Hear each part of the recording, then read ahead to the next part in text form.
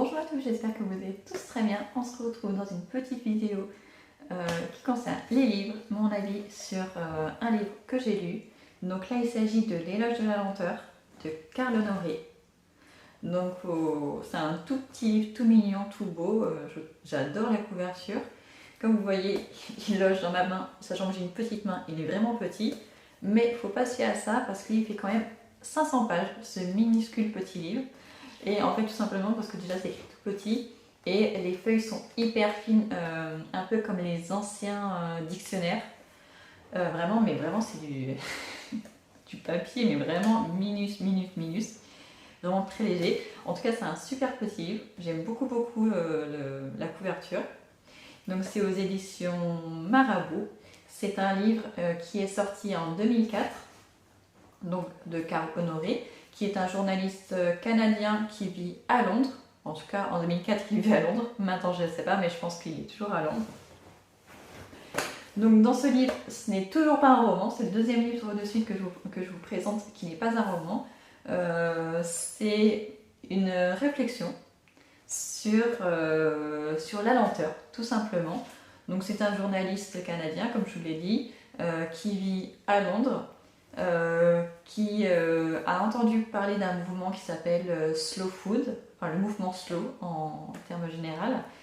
Et du coup, lui qui n'était pas du tout dans cette mentalité de la lenteur ou quoi que ce soit, il a été intrigué et du coup il s'est un petit peu penché sur cette notion.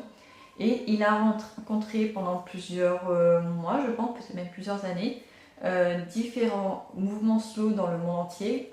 Donc il est allé en Italie pour le mouvement slow food, aussi slow sita, toujours en Italie. Il est allé au Japon, il est allé aux États-Unis, je sais plus, il est allé en Allemagne aussi pour rencontrer pas un compositeur mais un musicien. Donc il est allé dans plein d'endroits du monde différents sur différents thèmes, donc qui parlait donc de notre façon de nous alimenter, notre façon de faire du sport, notre façon de nous relaxer, notre façon de travailler, d'éduquer les enfants. Donc sur tous ces domaines-là, il a exploré une manière différente de voir les choses et de se comporter. Parce que je pense que vous l'avez tous remarqué, vous le vivez tous au quotidien, on est dans une société où il faut toujours aller plus vite, il faut toujours faire plus de choses, il faut toujours courir après quelque chose. Et donc on est toujours dans la rapidité, peut-être même dans l'excès. Et il y a certains mouvements dans le monde qui vont à l'encontre, qui vont carrément à l'opposé de ça et qui prônent la lenteur. Et c'est vrai que la lenteur, en tout cas en français, je ne sais pas ce que c'est dans les autres langues, mais la lenteur en français a toujours une connotation négative, je trouve. Alors que pourtant, c'est quelque chose qui devrait être beaucoup plus mis en avant. Peut-être pas mis en avant, mais il faudrait reconnaître plus ses vertus. Parce qu'on peut le voir dans le monde du travail, même encore aujourd'hui, alors qu'on sait que travailler trop et avec trop de stress, il y a des conséquences sur notre santé, et bien on continue de le faire, les gens continuent à avoir des horaires de fou, de toujours travailler plus, même les week-ends. Les managers continuent à avoir cette politique alors qu'ils savent que c'est vraiment pas bon ni pour les salariés ni pour l'entreprise, et pourtant ça continue. C'est pareil en matière d'éducation. On voit des enfants, je vois dans l'école de mes enfants, il y a des petits qui sont en petite maternelle, donc qui ont 2 ans et demi, 3 ans. Ils sont déposés à la garderie les matins à 8h. Ils passent toute leur journée à l'école. Ils mangent à la cantine le midi. Ils restent après l'école à la garderie jusqu'à 18h30. Et donc, ils ont passé de 8h30 à 18h30 à l'école. Ils rentrent chez eux, ils ont juste le temps de prendre un bain, de dîner, ils vont au lit. Le mercredi après-midi, ils sont au périscolaire. Et souvent, le samedi, le dimanche, soit ils ont la chance de rester avec leurs parents, soit on leur colle en plus des activités extrascolaires qui vont encore plus les fatiguer. Donc là, c'est un peu un cas extrême, mais j'en ai vu. Je vois aussi des enfants qui ne vont pas à la garderie ni le matin ni le soir, mais qui, tous les soirs de la semaine, ont des activités extrascolaires. Un soir, c'est le tennis, l'autre soir, c'est de la musique, un autre soir, ça va être du dessin. Et tous les jours. Ça part d'un bon sentiment parce que les parents, je pense qu'ils veulent justement ouvrir l'esprit de leurs enfants, leur faire découvrir plein de choses qu'ils exercent leur talent et tout ça. Sauf que je pense que quand il y en a trop, ça fatigue trop les enfants. Je pense que déjà rien que l'école, c'est déjà pendant 7-8 heures de la journée, ils doivent être concentrés, il y a du bruit dans les classes, en plus quand ils vont à la cantine, il y a le bruit de la cantine, donc je pense que tout ça, ça fait beaucoup de choses pour les enfants. Et je pense pas que ce soit forcément une bonne chose de leur coller des activités tout le temps, les mercredis, les soirs de semaine et tout ça. Je pense qu'ils ont besoin aussi de repos. C'est pareil pour les vacances. Il y a des parents qui n'ont pas la chance d'avoir les mêmes vacances scolaires que leurs enfants, du coup qui doivent les mettre au périscolaire. Sauf que du coup, le périscolaire, ça agit un petit peu comme l'école quand même. Il y a quand même beaucoup d'enfants, beaucoup de bruit. Donc pendant ces périodes-là, finalement, les enfants, ils se reposent pas, alors que c'est censé être un moment de repos pour mieux reprendre à la rentrée d'après. Donc on voit que dans notre société, il faut toujours remplir tout l'espace. Même pour les adultes, on est toujours en train de planifier des sorties, des week-ends, tout ça, par-ci par-là. Il faut toujours que ce soit rempli. Et je trouve que c'est pas une bonne chose non plus. Parce que les week-ends qui sont censés être des moments pour se reposer, beaucoup de gens remplissent leurs emplois du temps avec une visite chez la famille, un restaurant à faire avec les amis, une sortie au cinéma. Il y en a qui se mettent beaucoup de pression pour faire beaucoup de choses, alors que c'est pas forcément dans leur intérêt. Et on le voit avec les enfants, les psychologues le disent tous, les enfants ont besoin parfois de s'ennuyer pour exercer leur imagination et tout ça. C'est important que les enfants s'ennuient.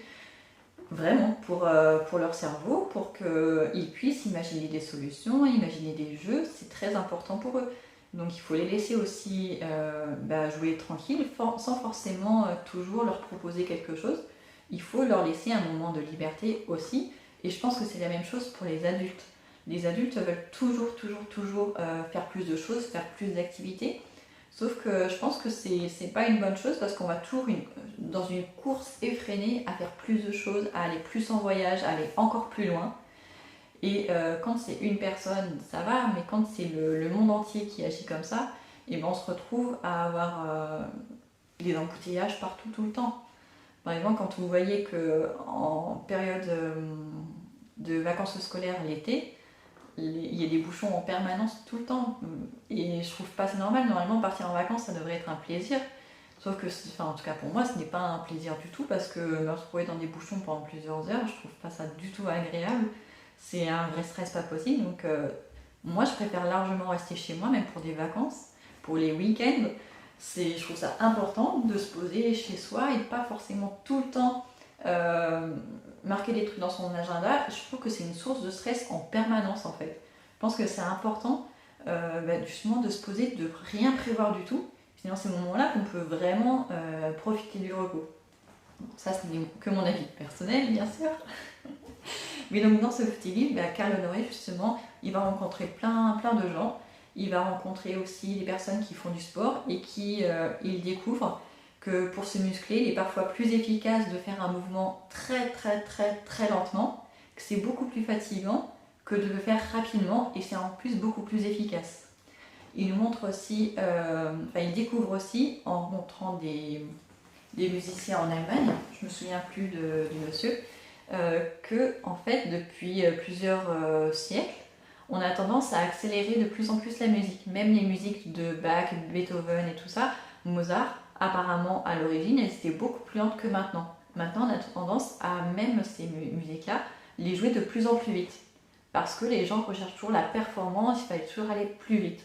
Alors qu'en fait, si on l'écoutait plus lentement, on y trouverait peut-être beaucoup plus de plaisir. Donc il le constate aussi dans la cuisine. En Italie, il y a un mouvement slow food où déjà on utilise des produits locaux, on cuisine lentement, on mange lentement. Donc après, le but c'est pas de tout faire lentement, ce serait invivable. Mais dans son livre, il montre que il faut trouver dans sa vie un équilibre entre la lenteur et la célérité.